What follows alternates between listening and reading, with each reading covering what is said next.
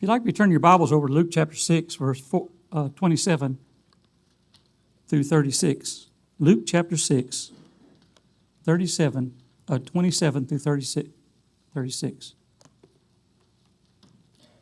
In title our lesson this morning, Jesus teaches on the law of love, or the awakened life.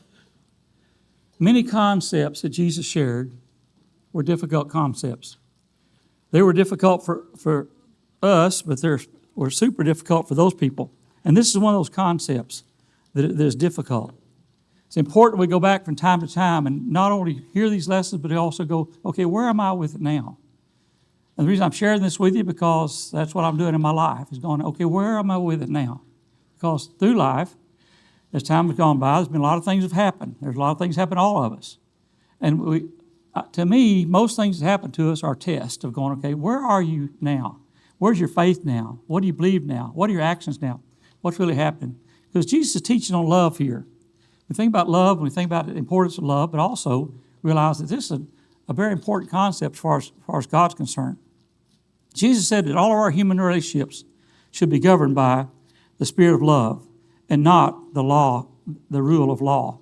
The spirit of love and not the rule of law. I'd like to read this text to begin with, and then we'll go on as far as our lesson is concerned. Luke chapter 6, beginning verse 27. But I say unto you, which hear, love your enemies and do good to them that hate you. Bless them that curse you, and pray for them that despitefully use you. And unto him that smiteth thee on one cheek, offer also the other. And him that taketh away the cloak, thy cloak, forbid not thy taking thy coat also. Verse 30. Give to every man that ask of thee, and of him that take away thy goods, ask them not again. And as ye would that men should do to you, do ye also unto them. For if ye love them which love you, what thank ye have ye? For sinners also love those who love them. But if ye do good to them which do good to you, what thank you have ye? For sinners also even the same. And if you lend to them to whom ye hope to receive, what thank ye have ye? For sinners also lend to sinners to receive as much as again.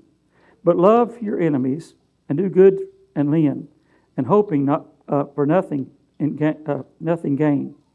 And your reward shall be great, and ye shall be the children of the highest.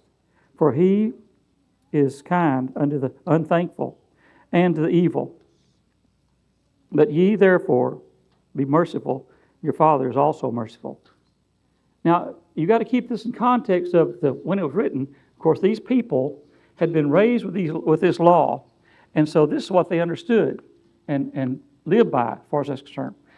And yet, Jesus is teaching during this time when the old law of Moses is in effect, as far as that's concerned. So he said, this is the way it was in the past, but now then, there's a new law. The law in Exodus 21 says, an eye for an eye and a tooth for a tooth, a burn for a burn, and a wound for a wound, and stripes for stripes. This was the law of the land. And a man could be repaid when he suffered harm at the hands of another, like workman's compensation today. This was a good law until the Pharisees misused it. They took it personal. If anyone slaps me, I'll slap them. If they curse me, I'll curse them. If they slander me, I'll slander them. If they hate me, I'll hate them, etc. They wanted revenge.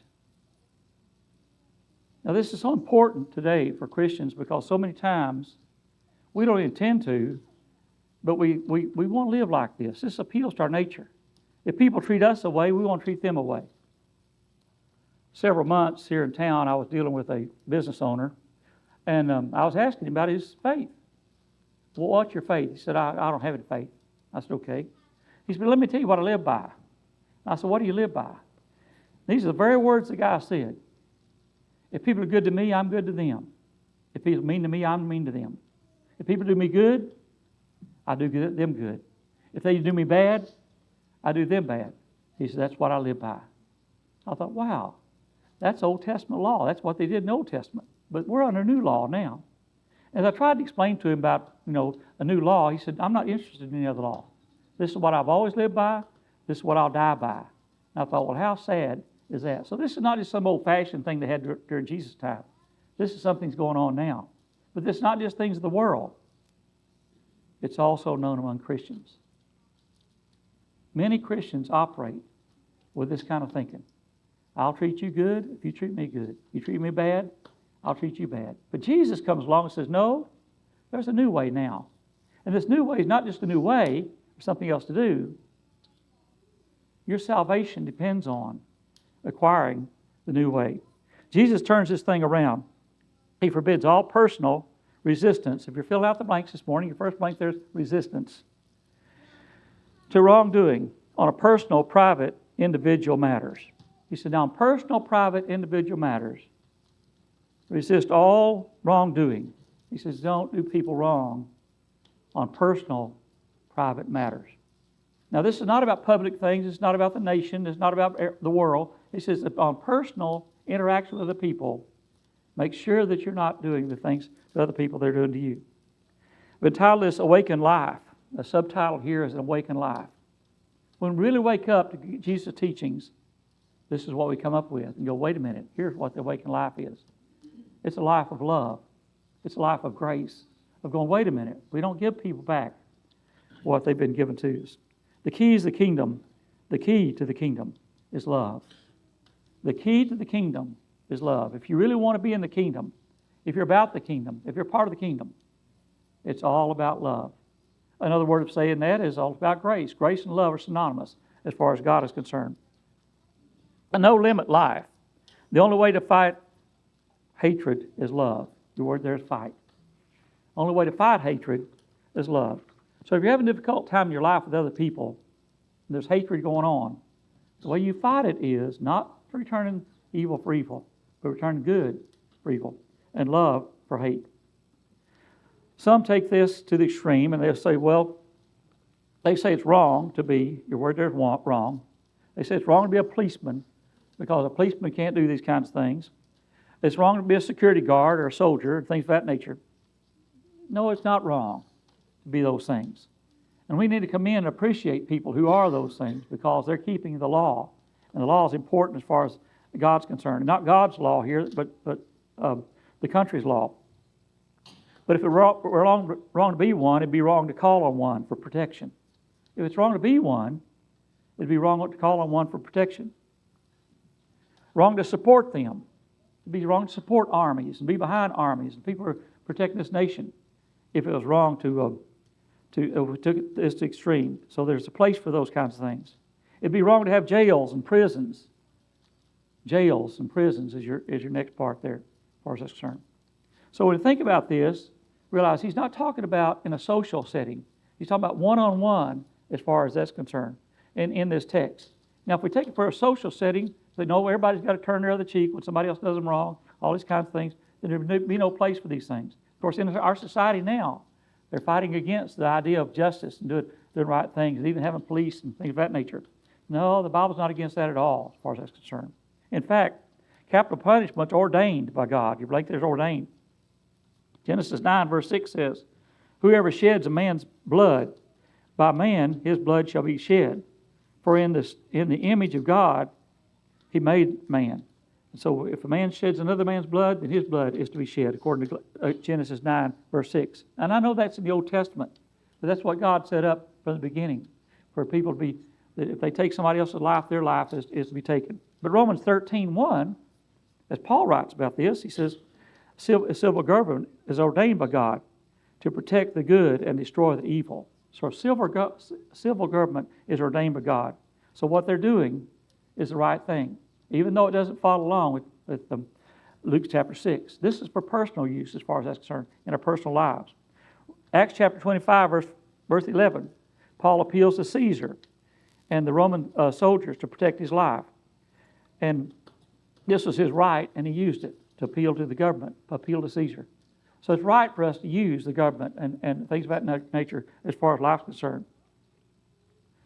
What Jesus is talking about is one-on-one relationships. Now, it's very important we get this. And when you're talking to other people, you've got to help them understand. This is all about one-on-one relationships. When people criticize you, backbite you, slander you, make fun of you, hurt you, hate you, Jesus is saying, wait a minute, these relationships, be very careful in this. I doubt seriously any of us have not experienced at least one or several of these kinds of things with other people. And sometimes, brethren, it's even from our own brethren, as sad as that is. But God said, don't worry about that. Here's what I want you to do. Here's where I want you to be. Jesus shows us how to act. He's our example. You blank there's example.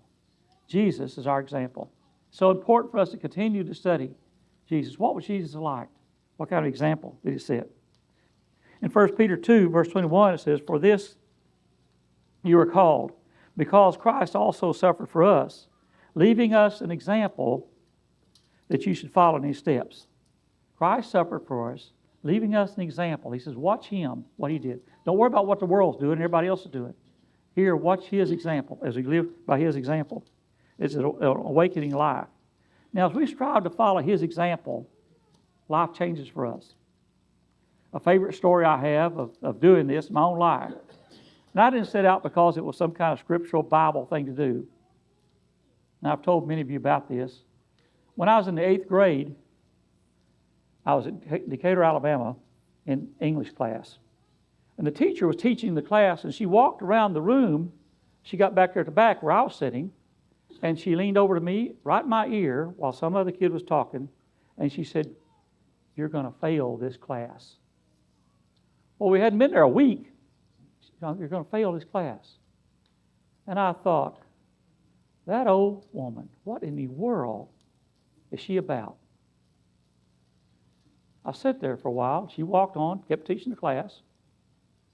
Right next to me was my best friend, Luke. She liked Luke. Luke had been to a school where you stood up when you spoke to the teacher. You raised your hand when you spoke. You know, all these things. She liked Luke. He made good grades. He's doing well. And I sat there that entire rest of that class period, and I thought, she likes Luke. She doesn't like me. So I'm going to act like Luke. Whatever Luke does, I'm going to do it. I started getting my homework. I started acing the test. I started answering the questions. Whatever Luke did, that's what I did. As time went by, she came around again. Same thing, teaching around. She got back to me and she leaned down right in my ear and she said, I don't know what you're doing, but I know you're up to something. I passed 8th grade English. Well, I just told you that to tell you this. To me, personally, that's the greatest example of what we're talking about for me, because here he said, Christ is the example. Act like him. Stop acting like you. You're flunking the class. You're flunking life. But when you act like him, it's all different, you see. Now, God would never sneak around there and say, you know, you're going to flunk this class. It's very obvious. We are flunking the class. We're outside of Christ. But when we're following him, we got to be just like him. And as I was just like Luke, things start turning around. But you know what the major thing was that turned around? My thinking. I'll start thinking like Luke, you see. So if you follow Jesus' example, you got to think like Jesus. And right here, Jesus is saying, this is the way I think. Now stop thinking the way you've been thinking. Because if you think like you do, you're going to act like you do. When you change your thinking, you start changing actions as far as that's concerned. Jesus shows us this awakened life, a real person. He says this is what a real person is, that you should follow in his steps. You blank there's follow. Follow him in his steps. Now this is an intentional thing for Christians. It's not just once in a while. It's we get up with it, we go to bed at night with it. We follow in his steps, just doing what he would do the way he would do it. In our stage. I don't know about you, but I find myself from time to time going, okay, this just happened. I wonder what Jesus would do with this. If he was talked to like this, treated this, had these things going on, what would he do with this? And that's exactly what he wants. He wants to go, okay, look at what I would do with these things for us to serve. We're to return good for evil. Now, if anything strikes the human nature wrong, that does. Return good for evil. When bad things are happening. And young people, I want to especially talk to you just a moment here, because the sooner you get this concept, the better off your life's going to be. Because as long as you watch other people, evil for evil, bad for bad, sin for sin, that's not the awakened life, you see. But whenever you go, no, wait a minute. When I was a teenager, for some reason I got to asking people, what's the secret? What's the secret? I'm talking about Christians, remember the church. I said, what is the secret? They'd say, what's the secret to what? What's the secret to living the Christian life? Oh, well, someday you'll figure it out, you know. Oh, well, you're not old enough to know. Oh, well, you know, you just study the Bible. Finally, I realized they didn't know the secret. This morning, I'm giving you the secret. This is the secret I found. God is saying, here's the secret to living the Christian life. But you're never going to know it till you do it. When you do it, you'll find out, wow, that's the awakened life. There's a whole other way. There's a better way for things to be done. Love your enemies. Love your enemies. Now, God is saying, I love you and I love them, but now you love your enemies. Luke 6:27, as we read, but I say to you who hear, love your enemies and do good to those who hate you. Love your enemies. Do good to those people who hate you. Agape love is the Greek word for love here. To wish the best. The definition of it is to wish the best. To do them good. Unconditional love. No matter what people do to us, we still want the best for them. Is that your attitude? Is that my attitude? Do we really wish the best for people? They're wishing evil for us or doing evil toward us and things of that nature? Or we kind of go, no, they don't like me and I don't like them. They hate me and I hate them. No, God said that's not the awakened life. The awakened life is want the very best for other people, even your enemies. You see how far Jesus goes with this? That's not just everybody around you. He's going with your enemies. That's everybody that you come in contact with. This love is not an emotion. It's a will. This love is not an emotion. Now, don't get him wrong here. But we get thinking this love is an emotion. No, this love that God talked about, this agape love is not an emotion. This agape love is a will. It's a will of, I'm going to treat them good. If it kills me, if it destroys me, I'm going to be good to them, no matter what. It's not a feeling. It's an act. You never think that act. It's what you do. This is what you're about. Have this kind of love, no matter what everybody else is doing. And most of the time, everybody else is not doing the right thing. Not be doing it. But you act this way no matter what. Jews said, love your neighbors and hate your enemies. And Jesus said, Matthew 5, love your neighbors and love your enemies. See, at this time when Jesus is saying these things, all the people are going, oh, we know what this is about. You need to love your neighbors and hate your enemies. Jesus, no. It's about loving your neighbors and loving your enemies as well. We shouldn't put words into God's mouth. Romans 12, verse 20 says, therefore, if your enemy is hungry, feed him. If he's thirsty, give him a drink. For in so doing, you'll heap coals of fire upon his head. If your enemy's hungry or thirsty. Now, we've got to be close enough to our enemies to go, wait a minute, you hungry? Are you thirsty? Is there something I can do for you? That's about as far into us as it can be many times. But the more we become like Jesus, the more we're going to, wait a minute. I'm going to help them have what they need. If they're hungry, I'm going to feed them. And I'm going to feed them with a smile on my face. I'm going to make the best of the thing, see. I'm going to give them something to drink if they're thirsty, whatever it is that needs to be. Now, when we do, and as we do, then people start seeing true, real, authentic Christianity, what God wants.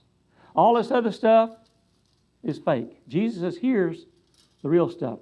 This is the real awakened life as far as these things are concerned. A woman was a counselor years ago, and the counselor said, because the woman said her husband was very cruel to her, bad things were happening. And the counselor said, are you familiar with Romans 12, verse 20? And he read it to her. You know, you need to do these things. And in so doing, you heap coals of fire upon his head. And the counselor said, have you thought about heaping coals of fire upon his head? And she said, no, I tried hot coffee one time. Well, sometimes we think, and this is not literal. He says, when you do these things, it melts people down when you're good to them, when they're evil or bad to you, as far as that's concerned. So doing the best thing in the best way. God says, vengeance is mine, I'll repay, in Romans 12:19. He says, vengeance is not yours. Stop trying to get vengeance. God says, I'll take care of vengeance. Well, what am I going to do if I don't get vengeance? He says, that's where you're going to love another person, in spite of them or what they're doing as far as that's concerned. And we look at Luke 6:29. To him who strikes you on one cheek, offer the other also. And for him who takes your coat, do not forbid or withdraw your tunic either. Jesus says, be careful, because if somebody takes something, now this is hard to do unless you're intentionally doing it and going, wait a minute, this is where I am. This is what's going on. I'm not going to react. Jesus never reacted. You can't show me a place in the Bible where Jesus reacted.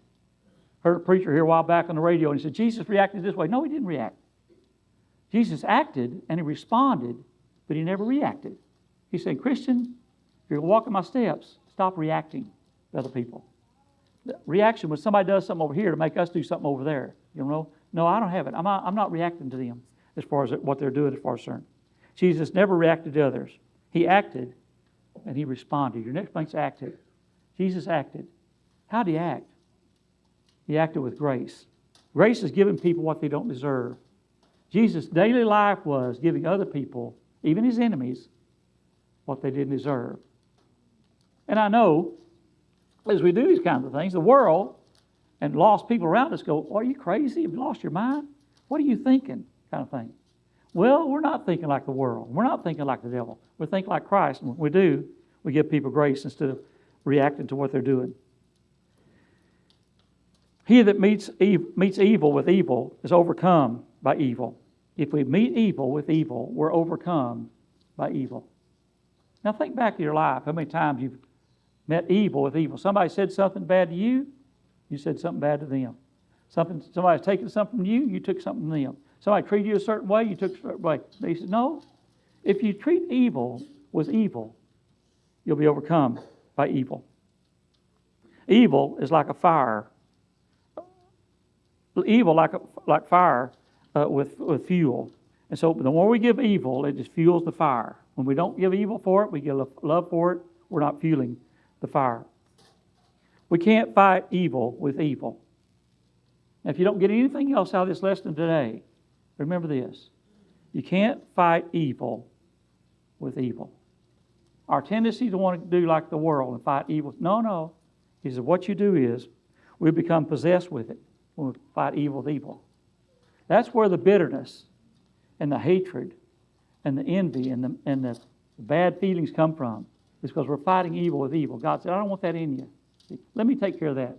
I'll take care of the vengeance. You return good for evil. Evil can only be defeated by love, not by more hatred. Evil can only be defeated by love. And I encourage you, if there's people, even in your family, that you're struggling with, try loving them unconditionally. That don't mean you got to feel it, you see. Just act it. Just do the right thing as far as concerned. And he says, the feeling will come after the action as far as concerned. He says, continue to do the right thing. And you overcome evil or hatred with love. And then Luke 6, verse 31, and just as you want men to do to you, you also do to them. Jesus says, treat others just as you want to be treated. You don't want people to treat you. Treat other people where you want to be treated. Do unto others. Now, are we treating other people the way we would want to be treated? When you look around at other people, what they're going through, are you treating them the way you'd want to be treated? A while back, I got a phone call in the office. This lady was crying, all upset. She said, I've got a job. I can't afford gas for my car. I can't afford food. I'm in bad shape. All these terrible things are happening. She kept crying and crying. I said, lady, all these things you're talking about are bad things, and I can help you with these things. But here's the thing. You got to get a handle on this. You got to get a handle on this. She said, I don't know how to get a handle on this. And I said, what you're feeling is desperation. You're desperate. Desperation doesn't get you anywhere. You got to stop feeling desperate, you see. Desperation is a feeling. We decide what we feel. You decide your feelings, you see. Now, some of us don't want to believe that. We say, I can't help but feel. No, you can. You can. I sat there on the phone, and I said, this is the way you overcome desperation. You start trusting the one that can provide every need that you have. And these things you've named are nothing to him. I explained to her about Jesus. She calmed down. She started working things out and telling me what she could do and what's going on as far as concerned. I said, well, good. Here you go. I'll meet you in a place, and I'll take you to the people where you can find housing, things of that nature. She met me. I went down there. She met me, took her in there to help her find housing and things. Didn't see her for about 2 weeks. 2 weeks after that, I started a compact store down here. She walked through, and I said, hello, Mary, how you doing? She said, Rod, is that you? And I said, yeah, this is me.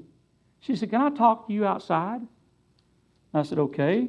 She said, my husband's out here. I want him to meet you. I said, okay. Went out there, met her husband. She said, this is the guy that told me how to deal with desperation. I was desperate, you see. Well, the reason I'm telling you that is because oftentimes the people who are talking to you are not really meaning what they're saying, you see. They're just desperate. But you teach them how to deal with desperation. And Jesus here is saying, this is the way you deal with desperation. Number one, you love. Love God with all your heart, mind, and soul. And love your neighbor as you love who? Yourself, you see. That's the way you deal with it. I talked to her and her husband. They had their problems worked out. They was moving to Lawton right there at that point. She said, we're fixing to leave. She said, Rod, can I do something right here? And I said, what do you want to do? She said, can I hug your neck? And she said, and I said, you mind if she hugs my neck? He said, no. She hugged my neck. She said, thank you so much for that. I just told you that to tell you this. You see, when you treat people the way they're acting, you see, you're not really giving the real stuff. When you love them and be good to them, you're going, wait a minute, let's get really down to the root of what's going on as far as your life's concerned. Do unto others, you'd have them do unto you. The world has said this in a negative sense for hundreds of years. Don't do anything. Don't do anything to anyone you wouldn't want done to you, is what the world says. The Chinese, the Assyrians, the Babylonians, the Jews, the Greeks, and all their writings, it says, don't do anything to anybody you don't want done to you. And along comes Jesus. He's the only one in the writings that says, do unto others what you'd have them do unto you. So see how the world's taken a negative way. Don't do to people what you wouldn't want done to you. And Jesus said, do unto others, you'd have them do unto you. Puts this in a very positive sense. Jesus puts it in a positive form, do unto others. Now there's two lists you got to keep in mind. The first list is what do I want others to do to me? Now, if I was in this position, what would I want others to do with me? I was talking to that lady on the phone. I said, lady, you're dealing with desperation here. You've got to overcome desperation because desperate people do desperate things. You see? The reason I said that is because I'd want somebody to do that to me. But wait a minute, here's what you're really dealing with, you see. What do you really want? The other list is, what am I willing to do for others? What would I want other people to do for me? And what am I willing to do for others? What are you really willing to do for others? What would you do to somebody else to help them get to heaven? To overcome their difficulty, overcome a hardship, you see. What are you willing to do for others? What you'd want done for you. Then Luke 6:32 says, but if you love those who love you, what credit is that to you? For every sinner loves those who love them. So what credit is that to you? Do you know the difference in a Christian and the world? The word there is difference. Do you really know the difference in a Christian and a person in the world? It's motive and the way they act. Their motive. You see, the reason we do this, we love other people, because that's what God does. God says, be like me. Love other people. Even though they're not acting good, even though they're doing bad, even though they're your enemies. Love them anyway. Be good to them anyway, as far as it's concerned. I don't care how many times a person has read the Bible through, how many people he's baptized, how many times they've been to church, how many prayers they prayed, verses they know, money they've given, if they don't love the brethren, all mankind, and our enemies, there's not a nickel's worth of difference in us and the world, you see. What we're saying is you can do all these good, religious, faithful things. And God says, that's not worth anything to me if you don't love. Church, I challenge you today. Turn it up. You do a great job. But we can never really get this till we go, wait a minute. I'm going to start treating people the way I want to be treated, you see. I'm going to love them in spite of them, in spite of things they're doing. Luke 6:35 says, but love your enemies, do good to them, and lend, hoping for nothing in return. And the reward will be great, and you will be sons of the Most High. For He is kind to the unthankful and the evil. Jesus is saying, love people. Be good to them. John 14:23, Jesus answered and said to him, if anyone loves me, he'll keep my words. My Father will love him, and we will come to him and make our home with him. So right here, Jesus is saying, if you really love me, you're going to obey me. You're going to accept me. You're going to start acting like Jesus if we really love him. Don't fool yourself. Now, we can think we love him. He says, if you love me, keep my commandments. He's told us what to do to be saved. Follow him. Hopefully, you've already done that. Heard the word, repented of your sins, and confessed Christ, the Son of God, been baptized, remission of your sins. Okay, here's what you do to be saved. But we can't just stay saved. We can't just stay saved unless we love and turn these things over. How serious are we today? How intentional has it been for us to love the way Jesus loved? If you have a spiritual need this morning, you'd like to obey the gospel, like become a Christian, if you'd like someone to study with you even more, if you'd like to rededicate your life, have some sin or something you're trying to overcome in your life, need the prayers of this congregation, won't you come as together we stand as we sing?